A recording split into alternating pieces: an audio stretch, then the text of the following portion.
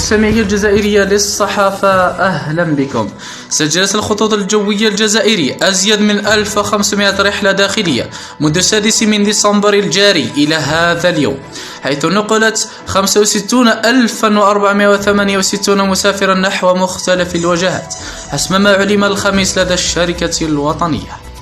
وفي موضوع آخر، يرتقب أن يوقع رئيس الجمهورية السيد عبد المجيد تبون هذا الخميس على قانون المالية لسنة 2021.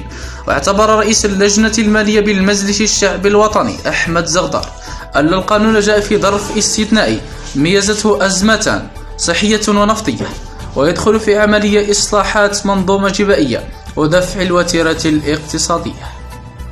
أما في الرياضة، يتواجد لاعبان دوليان جزائريان آخران وهما رياض محرز مانشستر سيتي ورامي بن سبعيني بروسيا مونشنلك دباخ من بين الخمسة المرشحين لجائزة أحسن لاعب مغاربي لسنة 2020 التي تمنحها مجلة فرانس فوتبول.